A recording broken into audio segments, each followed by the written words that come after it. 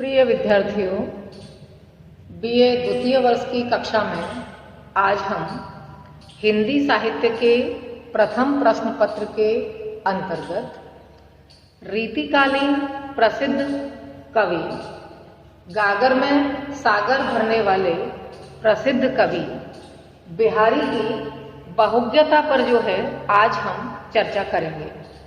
बिहारी की बहुज्ञता को जो है दर्शाने से पूर्व या उस पर चर्चा करने से पूर्व हम कुछ महत्वपूर्ण बिंदुओं पर भी अपनी दृष्टि डालेंगे, क्योंकि इसमें जो है सर्वप्रथम हम देखते हैं कि आचार्य मम्मट ने जब काव्य हेतुओं की चर्चा की तो वहां पर उन्होंने काव्य हेतुओं की चर्चा करते समय यह बात स्पष्ट रूप से कही कि काव्य की उत्पत्ति के लिए तीन बातें अत्यधिक आवश्यक हैं। वो तीन बातें हैं, सर्वप्रथम उन्होंने कहा कि कविता रचने की शक्ति। दूसरे नंबर पर उन्होंने बताया लोक और शास्त्र के अध्ययन से उत्पन्न चतुरता। आगे तीसरी बात उन्होंने जो महत्वपूर्ण बताई वह थी काव्य जानने वालों द्वारा शिक्षा पाना। अब यहाँ पर उन्होंने कहा कि जो काव्य रचने की शक्ति है वह क्या है, एक तरीके से प्रथम हेतु है। और शक्ति से हमारा तात्पर्य क्या है, प्रतिभा। और प्रतिभा जो है वो ईश्वर प्रदत्त होती है। अब यहाँ पर ये तीन बातें हैं कि कविता रचने की शक्ति, और यदि हम इस शक्ति या प्रतिभा पर चर्चा करें तो निसंदेह रूप से जब यहाँ पर ये कहा कि यह ईश्वर के द्वारा प्रदत्त है तो शक्ति स्वाभाविक रूप से सभी में अलग अलग प्रकार की है और उसका उपयोग वो किस प्रकार से कर सकता है व्यक्ति, ये उस पर निर्भर करता है। यहाँ पर आया कि लोक और शास्त्र। जब हम किसी भी प्रतिभा की बात करते हैं तो वो प्रतिभा पूरी तरीके से विकसित होकर के या जो है निखर करके जब ही काव्य रचना के लिए उपयोगी सिद्ध हो सकती है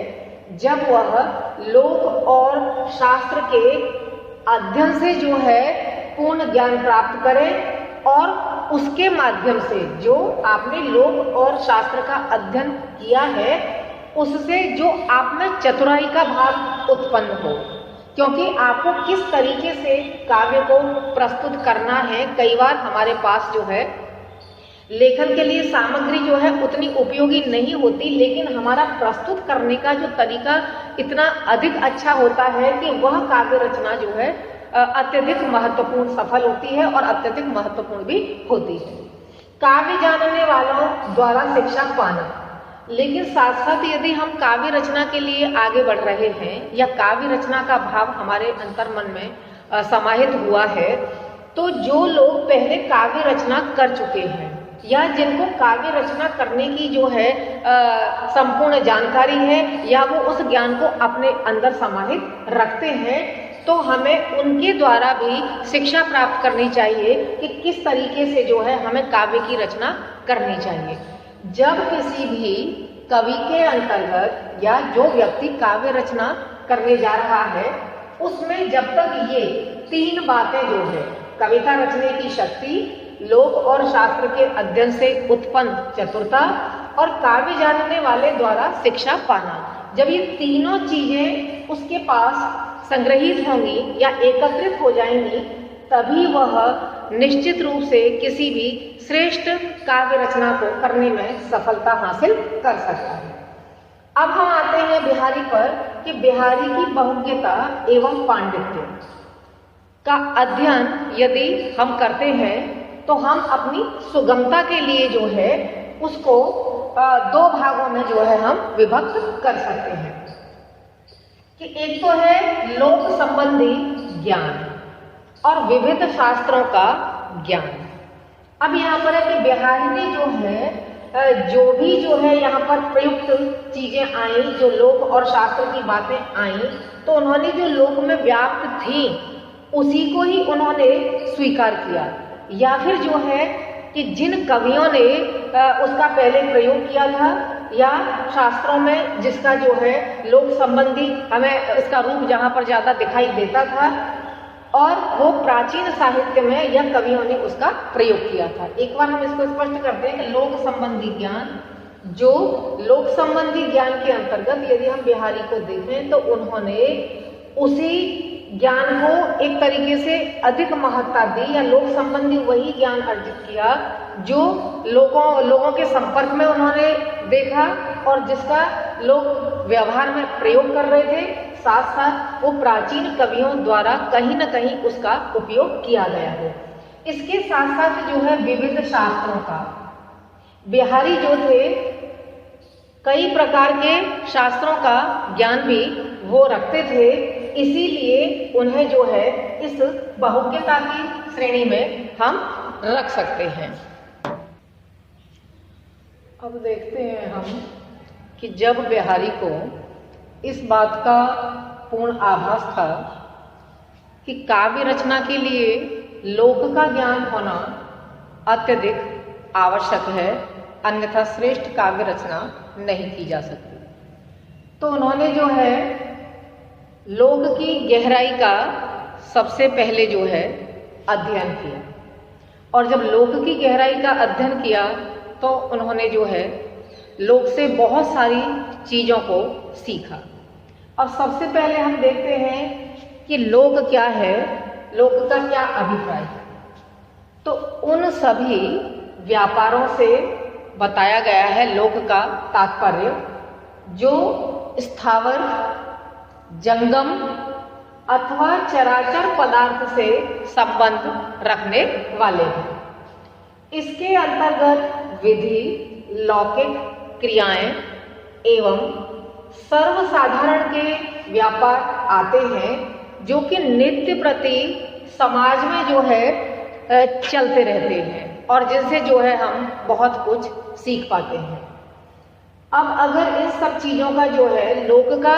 अध्ययन नहीं किया होता तो निस्संदेह रूप से बिहारी ने अपने दोहों में जो लोक से संबंधित विचारधाराओं को जोड़ करके जितनी कुशलता से प्रस्तुत किया वो शायद नहीं कर पाते। ये सारी चीज़ों के अध्ययन के पश्चात ही वो समाज से, यानी जो नित्य प्रति घटित हो रही है उन चीज़ों के संपर्क में आकर के उन्होंने जब अपने दोहे लिखे तो उसमें हम बहुत सारी जगह पर जो है उनके जो है लोक संबंधी जो है ज्ञान को हम इन चीज़ों के माध्यम से देख सकते हैं कि उन्होंने अपने दोहों में जो है पतंगबाजी का जैसे वर्णन है, उसके साथ राजा और नवाबों में प्रचलित जो है आखेट के मनोरंजन से संबंधित जो खेल है उनका प्रस्तुतिकरण भी जो है किया है। साथ साथ आंख मिचौनी के खेल जो कि हमारे समाज में बच्चे प्रतिदिन जो है खेलते रहते हैं, नट के खेल जो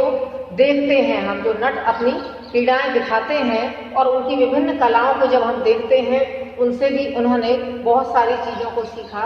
अंग भंगिमाओं के सजीव चित्र भी उन्होंने इसी लोक से सीखे। फिरकनी घुमाने का उल्लेख, लट्टू घुमाने का उल्लेख, जल क्रीड़ा, होली पर जो है गुलाल मलने आदि की जो विभिन्न क्रियाएं हैं वो ये सारी चीज़ें उन्होंने जो है अपनी नायिकाओं के वर्णन करने में, अपने जो है जो दोहे उन्होंने छोटे छोटे से लिखे उनमें जो है इन लोक से संबंधित सारी चीज़ों को इतनी कुशलता से समाहित करने का उन्होंने जो है प्रयास किया कि वो निसंदेह रूप से हमें देखते ही बनते हैं। और ऐसी छोटी छोटी पंक्तियों में जो है इतनी कुशलता से इस लोक की संपूर्ण चीज़ों को एक साथ एकत्रित करके और यदि हम देख सकते हैं तो वो बिहारी के दोहों में ही जो है हम देख सकते हैं। अब हम देखते हैं विविध शास्त्रों का ज्ञान जो बिहारी के पास था, उसमें उसको हम जो है मुख्य रूप से सरलता की दृष्टि से उसको हम दो भागों में बांट सकते हैं। किसको? विविध जो शास्त्रों का ज्ञान बिहारी के पास था उसको हम दो भागों में विभक्त करते हैं। एक तो यह कि बिहारी का ज्योतिष संबंधी ज्ञान, और दूसरा था कि बिहारी को जो अन्य शास्त्रों का ज्ञान था, तभी तो वो बहुज्ञता की श्रेणी में आने में सफलता हासिल कर सके। अब बिहारी का सबसे पहले हम ज्योतिष संबंधी ज्ञान देखते हैं कि लोक में जो है ज्योतिष या इन चीज़ों की सबकी जो है बहुत ज़्यादा एक परंपरा सी विकसित रहती है कि ज्योतिषियों पर हम जो है बहुत ज़्यादा विश्वास करते हैं। तो बिहारी ने ज्योतिष का जो है यानी ज्योतिष का उन्होंने किसी भी प्रकार का ऐसा कोई अध्ययन नहीं किया था या उन्होंने ज्योतिष विद्या को सीखा नहीं था, लेकिन वो जब राज दरबार में रहते थे तो राज दरबार में जो ज्योतिषियों के संपर्क में आते थे उससे ही उन्होंने जो ज्योतिष का ज्ञान अर्जित किया था उसको उन्होंने अपने काव्य में बहुत ही कुशलता के अनुसार और जितनी उसकी आवश्यकता थी उसको बहुत ही सुंदर ढंग से उसका उन्होंने यथास्थान जो है प्रयोग किया। अब उसका हम जैसे एक साधारण तरीके से देख सकते हैं कि जैसे चंद्रमा की गति से जो है हम देखते हैं कि प्रतिपदा से लेकर के जो पूर्णमासी तक का जो दिन होते हैं महीने के जो हैं उनकी हम तिथि का जो है क्या है कि हम जो अनुमान लगाते हैं वो हम पंचांग से या पत्रा से ही जो है हम उसका अनुमान लगाते हैं कि आज किस तिथि का दिन है या आज तिथि कौन सी है। लेकिन वहाँ पर उन्होंने इस जो है इस प्रतिपदा से लेकर के पूर्णमासी की जो तिथियों की जो है ज्योतिष के अनुसार जो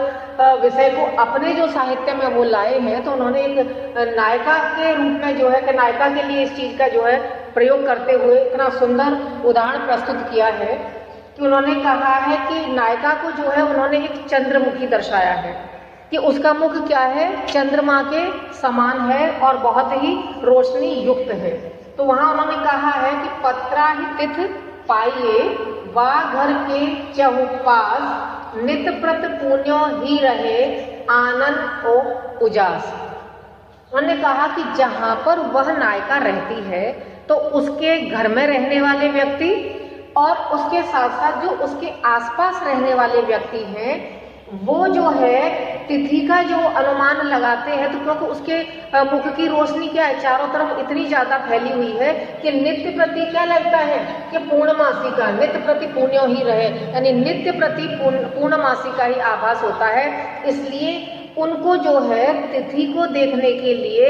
उन्हें पत्रा का प्रयोग करना पड़ता है। ये ऐसा उन्होंने यहाँ पर जो है अपनी सत्सई में जो है उन्होंने इस प्रकार का वर्णन दिया है। तो ज्योतिष से संबंधित ऐसे नहीं, ऐसा एक ही उदाहरण मैंने यहाँ पर आपको दर्शाया है, एक उदाहरण नहीं, ऐसे अनेकों ही उदाहरण उन्होंने प्रस्तुत किए हैं कि जैसे 12 महीने में जो है पूस का महीना होता है उसके दिन क्या है, सबसे ज्यादा जो है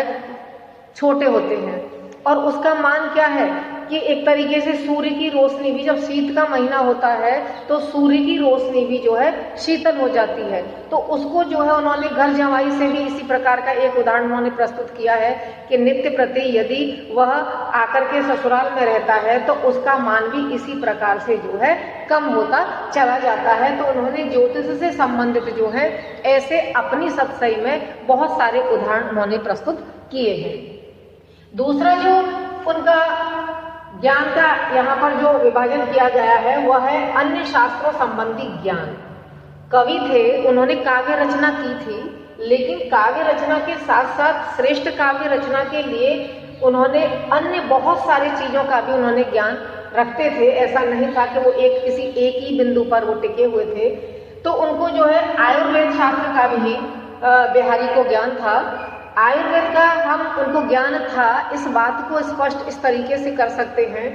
कि जैसे उन्होंने कई जगह पर आयुर्वेद से संबंधित जो है विभिन्न विषयों को जो है प्रस्तुत किया है, लेकिन उसमें से मैंने यहाँ पर एक उदाहरण जो है दर्शाने के लिए जो है यहाँ दिखाया है कि जरी विषम जुर जाइए आप सुदर्शन देव। उन्होंने कहा है कि जो है जुर यानी बहुत तेज बुखार जो है, इतना बुखार नायिका को तीव्रता से आ रहा है कि उसका शरीर क्या है, जल रहा है। तो आप सुदर्शन दो, उसको सुदर्शन दो जिससे कि उसका बुखार जो है या उसका जुर जो है समाप्त हो जाए। तो इसका मतलब यदि यहाँ पर सुदर्शन की चर्चा यदि बिहारी ने की है तो उन्हें स्वाभाविक रूप से जो है इस बात का ज्ञान है कि बुखार के लिए जो है हम सुदर्शन का जो है प्रयोग कर सकते हैं। तो ऐसे बहुत सारी बीमारियों के लिए जो है उन्होंने उदाहरण प्रस्तुत किए हैं कि जिसमें उन्होंने उनके बीमारियों के उपचार जो है उन्होंने स्थान स्थान पर दर्शाए हैं। इसके पश्चात आता है उन्हें राजनीति शास्त्र का भी ज्ञान था। इस पंक्ति से हम उनकी राजनीति स्थिति को भी जो है हम स्पष्ट कर सकते हैं कि दुसह दुराज प्रजान की क्यों न बढ़े दुख द्वंद्व। उन्होंने कहा कि यदि एक ही राज्य में दो राजा यदि राज्य करते हैं तो उनके बीच जीवन यापन करने वाली जो प्रजा है वो कभी भी सुखी नहीं हो सकती। वो हमेशा उनके दुख और द्वंद्व बढ़ते ही रहेंगे, समस्याएं बढ़ती ही रहेंगी। तो यदि उन्हें राजनीति का ज्ञान नहीं था तो वो इस प्रकार से इतना स्पष्ट वर्णन प्रस्तुत नहीं कर सकते थे कि एक राजा के साथ प्रजा सुखी रह सकती है कि दो राजा के साथ प्रजा सुखी रह सकती है। तो उन्होंने उस राजनीतिक स्थिति को भी बहुत स्पष्ट तरीके से किया है और जगह पर भी उन्होंने बहुत सारे ऐसे उदाहरण प्रस्तुत किए हैं। इसके पश्चात आता है गणित शास्त्र का ज्ञान। कहा जाता है कि किसी भी अंक में यदि हम शून्य को लगा देते हैं या उसके आगे हम शून्य लगाते हैं तो निसंदेह रूप से उस संख्या का जो महत्व है वो पहले की अपेक्षा 10 गुना बढ़ जाता है। लेकिन यहाँ पर इस गणित शास्त्र के आधार पर ही बिहारी ने कहा कि नारी के ललाट पर बिंदी लगाने से उसकी कांति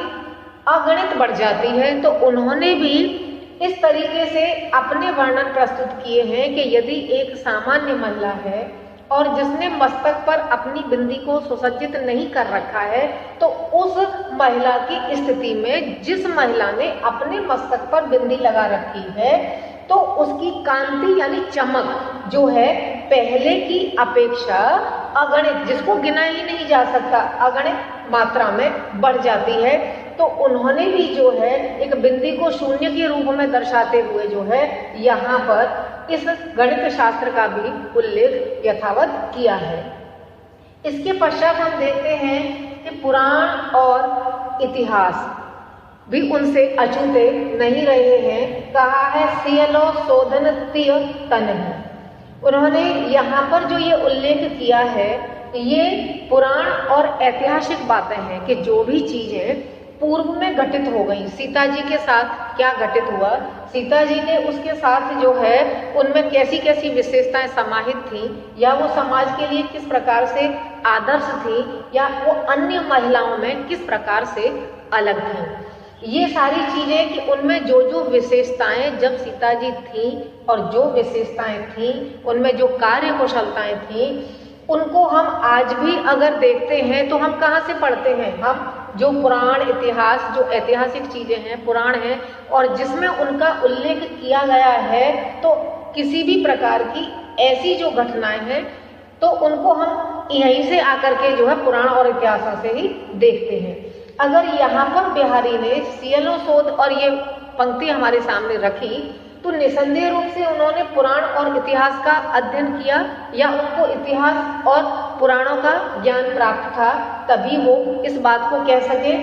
और यह जो पंक्ति है वो सीता जी की अग्नि परीक्षा को जो है दर्शाने वाली है। तो इस तरह से हम उनकी पुराण और इतिहास से संबंधित ज्ञान को भी जो है यहाँ पर आंक सकते हैं। इसके बाद जो है हम देखते हैं नीति संबंधी जो है, नीति संबंधी में अगर हम उनकी स्थिति को देखते हैं तो जब उन्होंने स्पष्ट ये कह दिया कि बसे बुराई जासु तन ताई को सम्मान, उन्होंने ये कहा कि जिस व्यक्ति में जो है बुराई भरी हुई है लेकिन इस संसार में वही व्यक्ति जो है सम्मान पा रहा है, ऐसा उन्होंने कहा। लेकिन जब तक उन्होंने उस चीज का अनुभव नहीं किया या जब तक उन्होंने ऐसी घटनाओं को घटित होते नहीं देखा तो जब तक बिहारी स्वयं उसका अनुभव नहीं करते या स्वयं इन चीजों के संपर्क में वो नहीं आते और अपनी पार की दृष्टि से जब तक वो नहीं देखते तभी तक वो जो है उस स्थिति को प्रस्तुत करने में सफल नहीं होते। जब उन्होंने बहुत निसंकोच रूप से इस प्रकार के उदाहरण जो है हमारे समक्ष जब प्रस्तुत किए हैं, तो निसंदेह रूप से वो क्या है कि इन सारी चीज़ों का वो ज्ञान रखते थे और इस ज्ञान से उन्होंने जो अर्जित किया वही उन्होंने अपनी बिहारी जो सत्सई उन्होंने एक अपना ग्रंथ लिखा है, उसमें उन्होंने इन सारे ही बिंदुओं को, जितने भी ये शास्त्रों से संबंधित ज्ञान है या फिर जो है ज्योतिष से संबंधित ज्ञान है, ये सारे ही पहलुओं को कहीं ना कहीं पर हमारे समक्ष जो है उन्होंने बहुत ही सुंदर ढंग से प्रस्तुत किया है। और इन सभी चीजों को एक साथ अपने अंदर समाहित रखने की क्षमता बिहारी के अंदर थी, तभी उन्हें बहुज्ञता की श्रेणी के अंतर्गत हम रख सकते हैं। इस तरह से आज हमने बिहारी की बहुज्ञता पर अपनी चर्चा की और आज के हम इस व्याख्यान को यहीं पर समाप्त करते हैं। धन्यवाद।